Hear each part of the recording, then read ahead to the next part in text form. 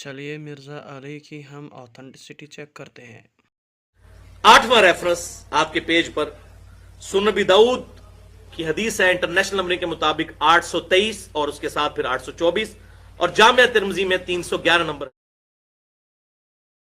हदीस है international numbering के मुताबिक उबादा बिन सामत रज़ियल्लाहु ताला अन्हु से रवायत है। ये वही सहाबी हैं जिनसे बुखारी और मुस्लिम में वो हदीस हम पहले पढ़ चुके, ला सलाता लिमन लम यक़रा बिफातिहतिल किताब, कि उसकी नमाज नहीं होती जो नमाज में सूरतुल फातिहा नहीं पढ़ता।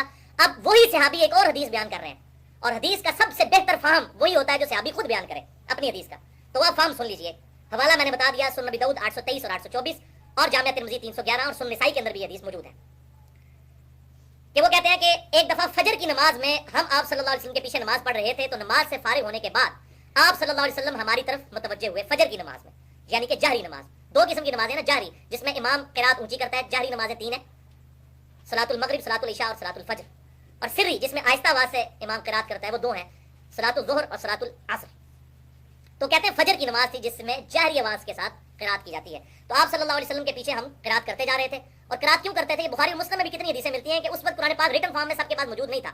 आप सल्लल्लाहु अलैहि वसल्लम जब कुरान तिलावत करते थे ना, तो सहाबा किराम फिर साथ साथ पढ़ते थे ताकि हमें भी वो आयतें याद हो जाएं। अब तो अल्हम्दुलिल्लाह हर घर में हमारे पास मुसहफ मौजूद है, उस वक्त तो ये बात नहीं थी। तो सहाबा किराम अलैहिम रिज़वान जो नई आयत नाज़िल होती थी, आप सल्लल्लाहु अलैहि वसल्लम नमाज में तिलावत करते थे, तो सहाबा भी साथ साथ पढ़ते थे कि हमें याद हो जाए, तो साथ साथ वो क़िराअत करते थे। तो फजर की नमाज में भी सहाबा किराम साथ साथ क़िराअत कर रहे थे।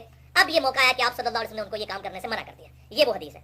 तो नमाज के बाद आपने फरमाया लअल्लकुम तक़राऊन खल्फ़ इमामिकुम, क्या तुम इमाम के पीछे क़िराअत करते हो। यानी आप सल्लल्लाहु अलैहि वसल्लम ने फरमाया कि मुझे लगा कि मुझसे कोई नमाज छीन रहा है, यानी मेरी तवज्जो बट रही थी क्योंकि वो ऊंची आवाज से थोड़ी क़िराअत कर रहे थे, तो ज़ाहिर पढ़ने वाले को फिर मुगालता लग जाता है। तो फरमाया तुम अपने इमाम के पीछे क़िराअत करते हो। कुल्ना नाम हादा या रसूलुल्लाह सल्लल्लाहु अलैहि वसल्लम, उन्होंने कहा ऐसा ही है अल्लाह के रसूल सल्लल्लाहु अलैहि वसल्लम, हम करते हैं।